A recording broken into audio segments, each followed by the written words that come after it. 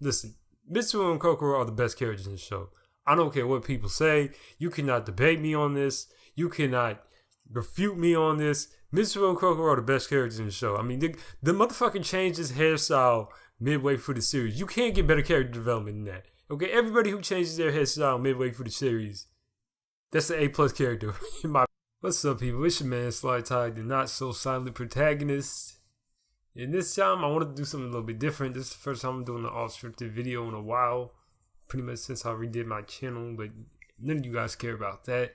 But now that my commentaries are done, I wanted to pretty much, this is what I plan on doing after the end of all my commentaries. I want to just sit down and give you my honest thoughts about the show that I've been commentating on, because, you know, the commentaries, they're not really reviews. They're more, the main purpose is for comedic purpose, not for me to give my critiques, even though there are some critical elements within the commentary.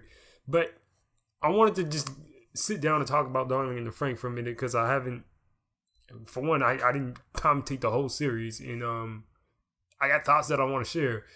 So I was like, Darling in the Franxx was pretty much the hype show. Every year we have a hype show that everybody's like hyping up, saying like, look, this is it. This is the most original show that's come out in like 5-6 seasons. And Darling in the Franxx was that. Now, I pretty much knew how Darling in the Franxx was going to end up before it even came out, because I've seen this show before. I think the last show that was like this was Captain Earth, but we also had shows like Guilty Crown, which isn't a mecha, it was sci-fi. Comet Lucifer, that wasn't as hype, but it was pretty much the same preference, where, you know, you got this guy, he meets, you know, this is eccentric, exotic girl. Sometimes she has an abundance of personality, sometimes she has no personality. And I've seen that show multiple times. Am I saying that because I've seen this story before that Darling in the Franxx is a bad show? No. You can do that show, that story, and make it fine. My favorite anime is Eureka 7, and it's that exact same story. It's how you do it. And based on the first 6 episodes, I was tempted on dropping the show multiple times throughout those episodes, because the show, I felt like the show was forcing me to like the characters right off the bat, and that was not working. They wanted me to be invested into the plot immediately, and that just didn't work for me. You know, I'm the type of guy, I want to know your characters first before I get interested in the mysteries of what's going on. And I feel like Darling in the Franxx wasn't doing that. And I was like, okay, I know how this show is going to end up. I know the Klaxosaurs are probably going to be humans.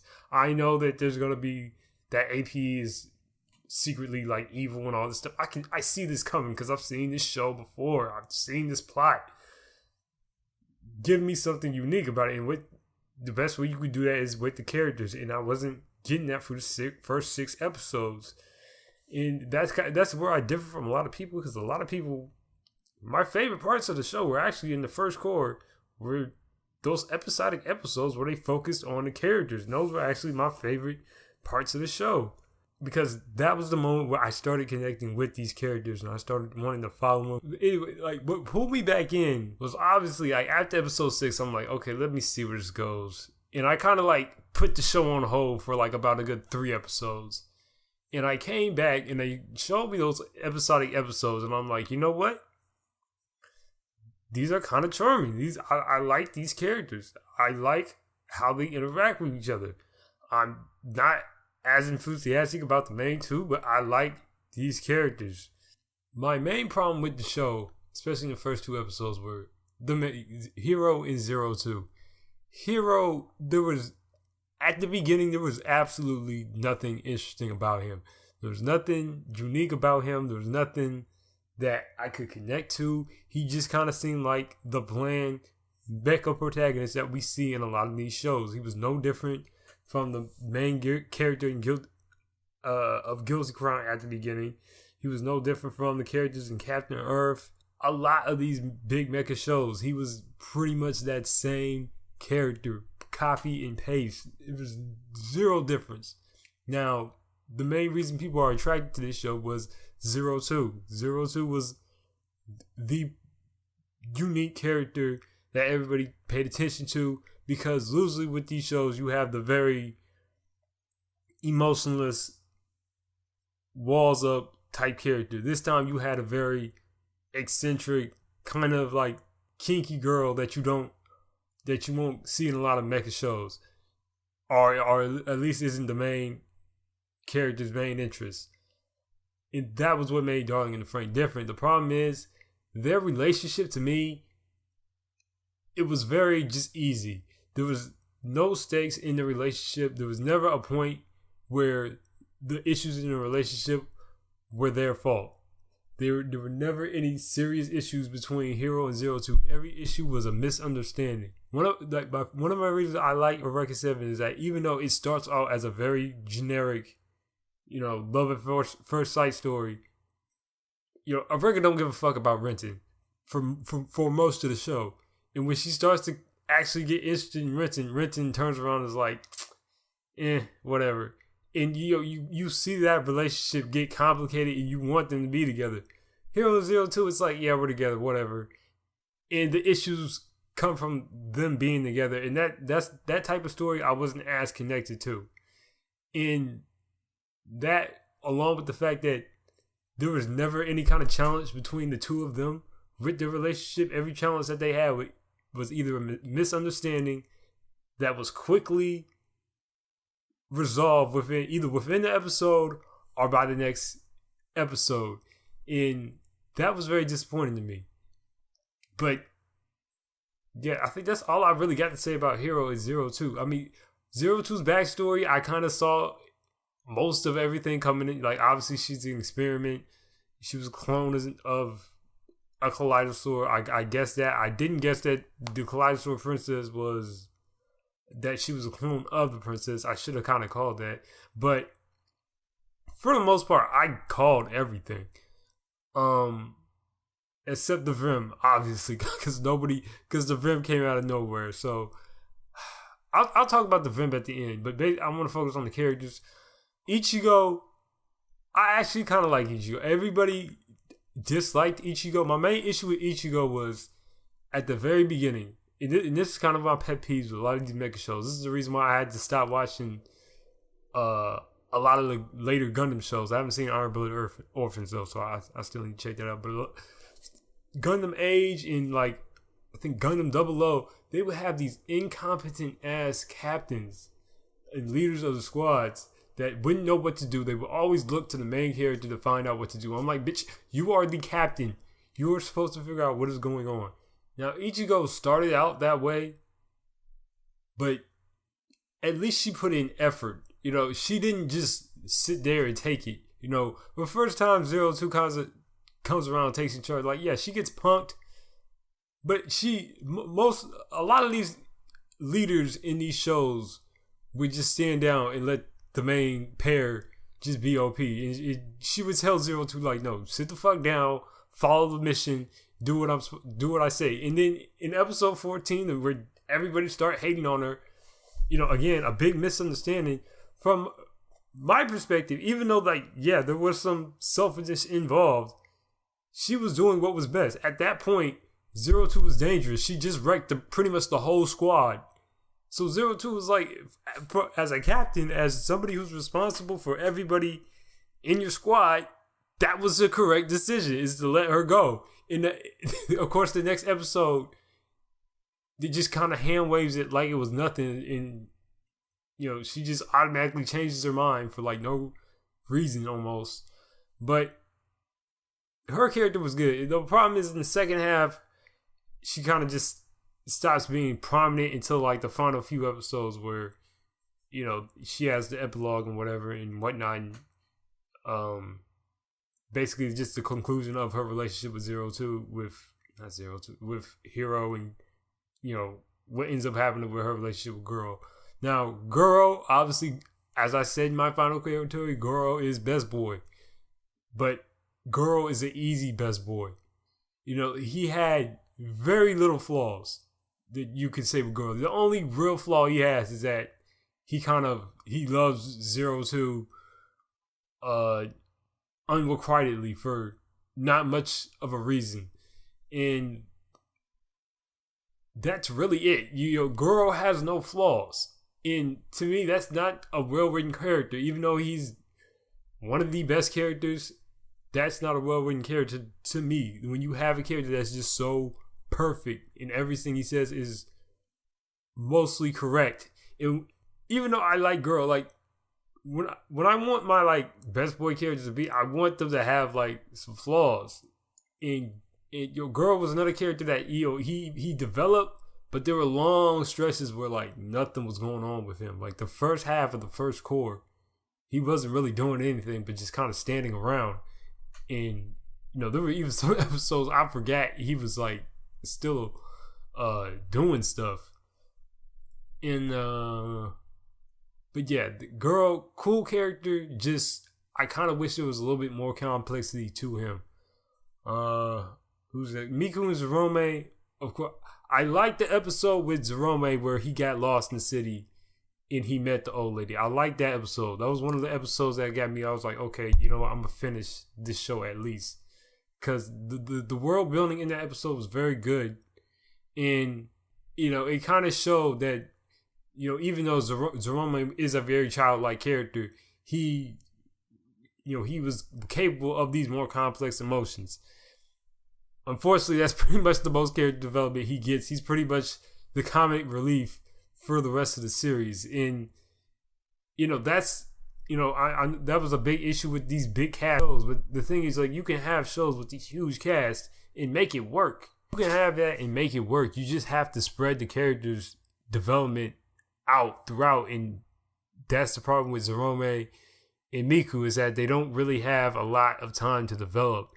And same thing with Miku. Miku never really had a stand. I think, her standout episode was that stupid episode. I think it was after the first 6, where she's mad at Zerome because like their suits melted off, and she was the crux of that episode, but she never really changed. And that's not really a bad thing, but when you don't offer much else other than comic relief, it's kind of like, okay, you're a cool character, but I'm gonna forget about you when I think about this show.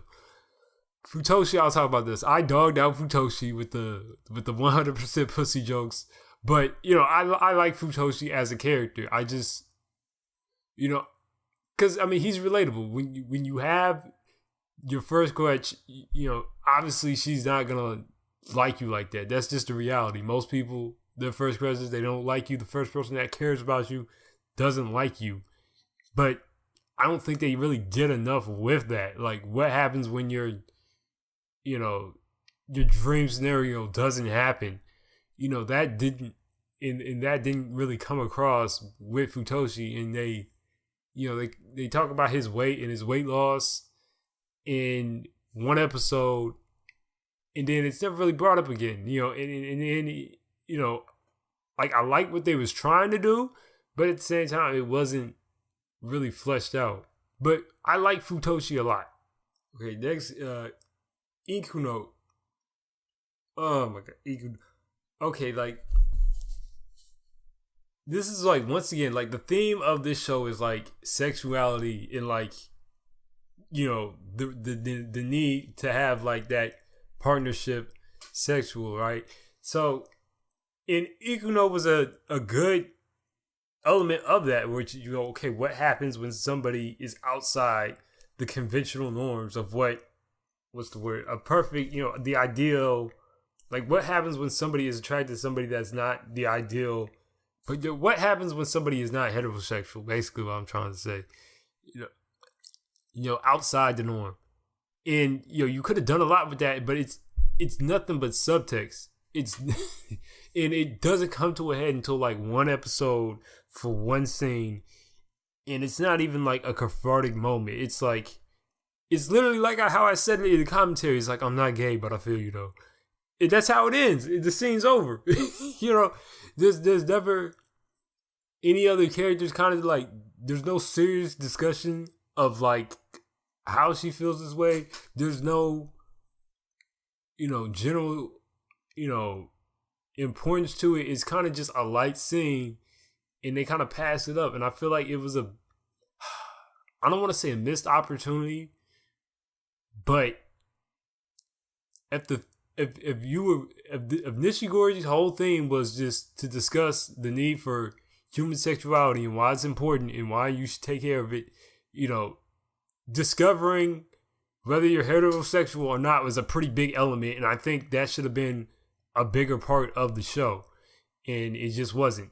But I'm glad that they at least got it in there, and for the most part, I like how it, and I think that's what messed it up. It didn't really affect Ichigo as a character as much as it should have, and of course it didn't affect Ikuno going forward.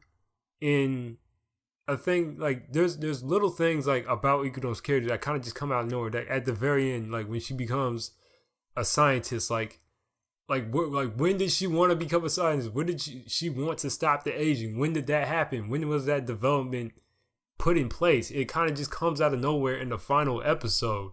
And I'm like, if you would have referenced that earlier in the show, that this was something she wanted to do, that she wanted to, make sure the humans stopped aging, that would have been a lot better. But it kind of comes out of nowhere in the last episode. And, that's where I feel like a lot of these character developments kind of come out of left field, and I felt the same way about just backtrack Ichigo and Girl's relationship. Even though I'm glad Girl and Ichigo got together, what was the moment when Ichigo realized that she actually liked Girl on that level? That never happened. And, I guess you could say the kiss was like what did it, but, he had confessed like all the way back in episode 7 and nothing happened.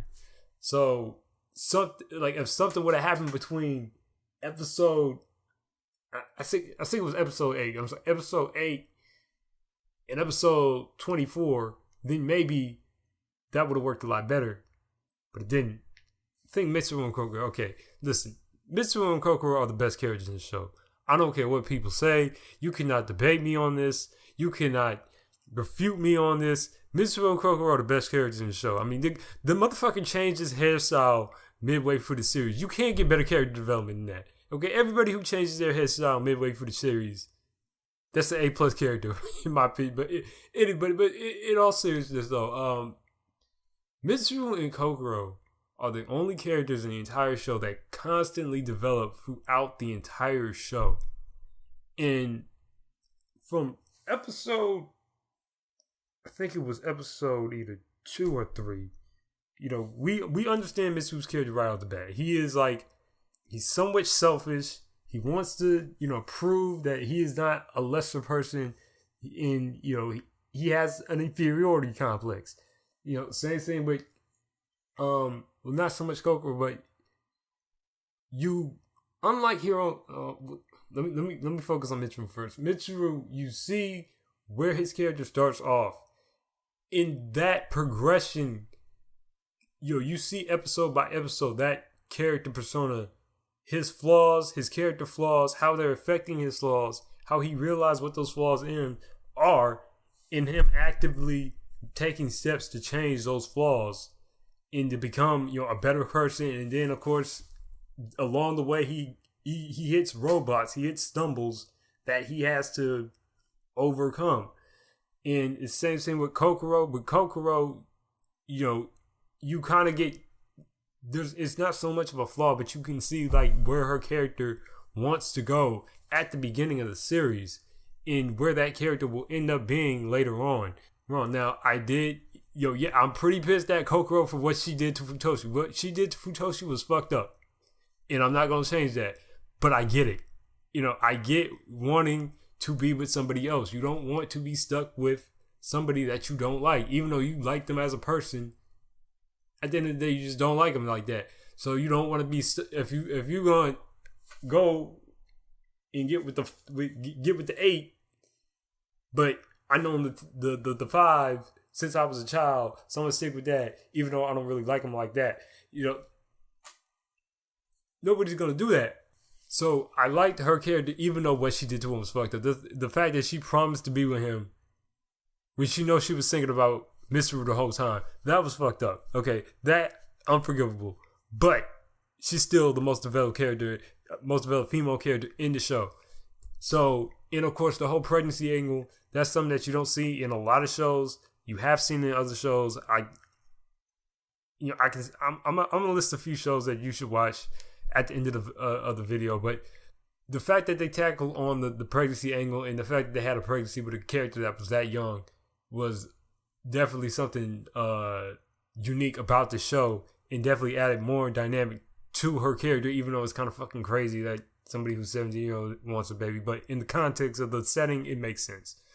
And last but not least, I cared about their relationship way more than I cared about Hiro and Zero Two's relationship, because it, as I said, it was a actual relationship that you saw develop. You saw why they cared about each other, and it wasn't instant, yeah, I'm in love with this person. No, you saw those two characters develop and get closer as the series went on, and understood why they wanted to be together.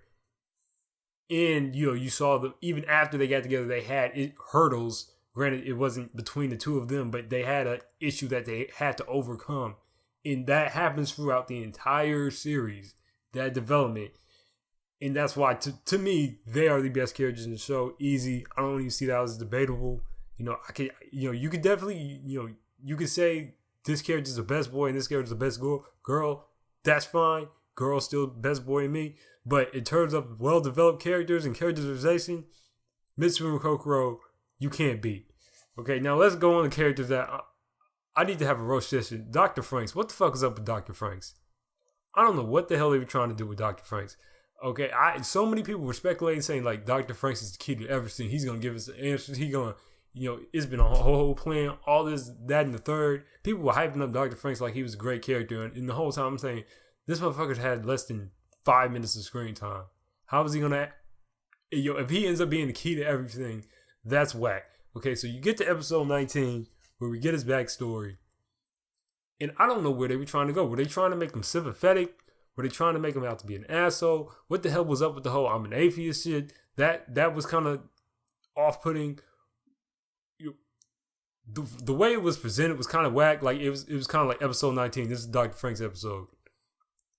When he was barely in the series for like I want to say like 25 minutes max up to that point. And now all of a sudden we got a Dr. FranXX backstory episode.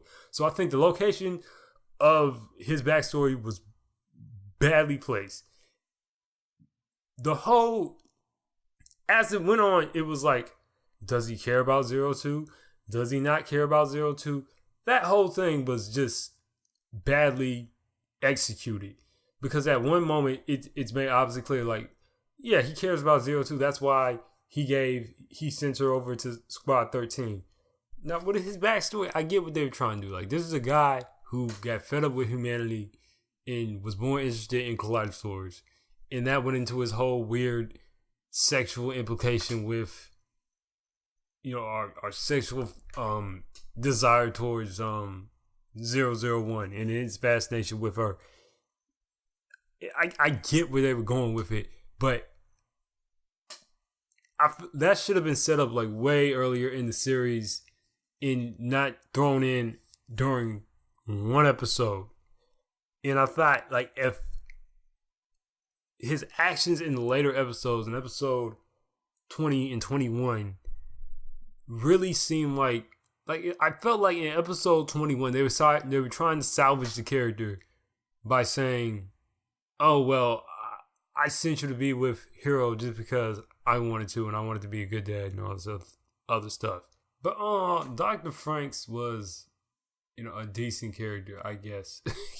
He that really just stumbled hard. I just feel like most of his development was crammed way too much into 3 episodes. And, for a Gendo ripoff, he was okay. This one more okay. Oh, the Nines. I mean, the Nines were okay. Like, the Nines were just the asshole antagonistic group. They weren't, like, they were okay. They're another group of characters that really just should have had more screen time. Now, the ultimate problem of all of this, and this is another reason why I was skeptical of the show at the start, is that it's the same way I've been skeptical of almost every mecha show that's come out in the last 5 years is that studios don't want to make 50 episode series anymore. And when it comes to mecha anime, you just gotta do that. That's the only way to do it right. Gurren Lagann is the only show that's been less than 50 episodes and done right. And it's not even 24, it's 27. So it's 3 extra episodes, they needed to tell its plot right. Everything else that's been like 24, 25 episodes and less, it just feels truncated. The story doesn't feel told. And I'm talking specifically TV shows. I'm not talking about OVAs and stuff. That's different. But when it comes to like the TV series, the stories always feel rushed towards at the end.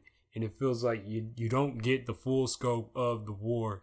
It happened with Noah Zero. It happened with Guilty Crown, Captain Earth. It happened with Captain Earth.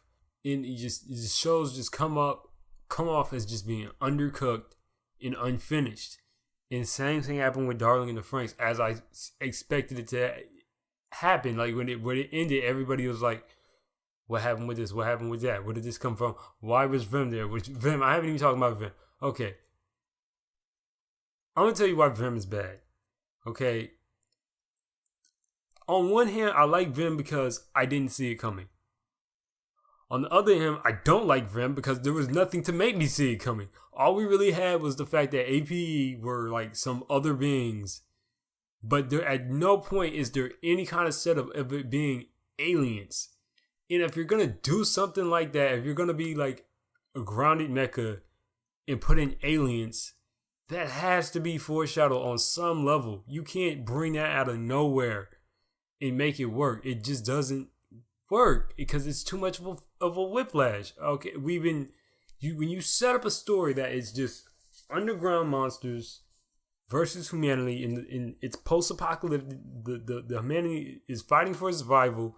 You come towards the climax, and then all of a sudden, the Klaxosaurs just raise out the ground and start shooting lasers in the sky at spaceships. When I was watching the episode, it was almost hard for me to realize like what was going on when it was happening because it was such an out of place, just out of nowhere thing. And so Virm could have worked, but again, like it came out of nowhere, and ultimately it just didn't have enough time to be developed. And again, like maybe if the show was 50 episodes, that would have worked, as it would have worked for Noah Zero. It would have worked for Guilty Crown. If they were extra 50 episodes, they would be better. In these mecha shows, they need to be 50 episodes to tell their full story. All the old school Gundam shows are all 50 episodes.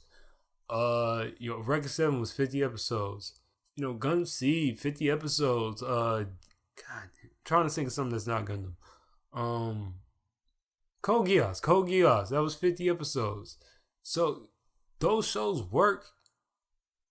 Whereas something like Darling in the Franxx, if you're gonna do a 24 episode show, it has to be a more concise show like Gurren Lagann, where it can be more fast paced and still like get all your story points and all your story beats out on time. And Darling in the Franxx wasn't that. Darling in the Franxx was like heavy drama at the start, and then it got episodic. But let me see something positive. The designs of the Franxx are very good. That's another thing that attracts me. I love the Franxx designs. I love they're colorful. They're unique. There's these wallpapers that were created. I want to say it's Flying Bamboo Feather. Okay, I can't remember his name. Or her name, I don't know, but it was a Pigsby account, and she made these backgrounds on the Franxx designs, and just the silhouettes of how well these Franxx designs are just so unique and cool looking, and just the designs of the Franxx are 10 out of 10. So that was one thing I liked about the show, and the animation for the first 15 episodes or so was very tight. It's very good, very clean in the scope. When even like the Strazia Opus, as convoluted as it was, seeing it rise out the ground in episode 20, and he fired his lasers in 22. The designs are like those. The scale came across in these shows. A lot of mecha shows, they don't manage to get the scale across. This show got the scale across very well. So the production, the values of the show, and the design, the art design, when it came to the FranXX specifically, I wasn't too impressed by the designs of the Klaxosaurs. They were very generic. Also thought the Virm shits were very generic. But the actual FranXX themselves, I thought all the designs were very well. Even like the basic models, I thought were very well done. So overall, I would probably give it like a 6.25. On Mal, it's just basically a 6. Fun show for the first half, but it had an ending that I was expecting. And, ultimately, I just wish the main characters were better. But not a bad show by any means. I just kind of saw it coming, the way it was. But yeah, that's all I got to say about it. Tell me how you like this video if you got to the end of it, because I know I'm going to have to edit some of this down, but I just wanted to get this off my chest without making a whole analysis video. I wanted to get something out quick because I don't want my channel to just be commentaries. I do want to do some unscripted stuff, I'm not as good at it, but let me know in the comment section below. I will be putting out more commentaries on some spring shows, so they will be coming. It's not the end. And I'm gonna be looking at Attack on Titan, and I'm gonna do like some commentaries on other things. When I'm not doing like episode commentaries, I'm gonna try to do more commentaries on like scenes. I want to do some more Boku no Hero stuff. But yeah, that's about it. This is your man, the not so silent protagonist, SlideTag at SlideTag1 on Twitter. Like, comment, subscribe, hit the notification button. Let me know what you thought about the series in the comment section below. Thanks for watching. Goodbye.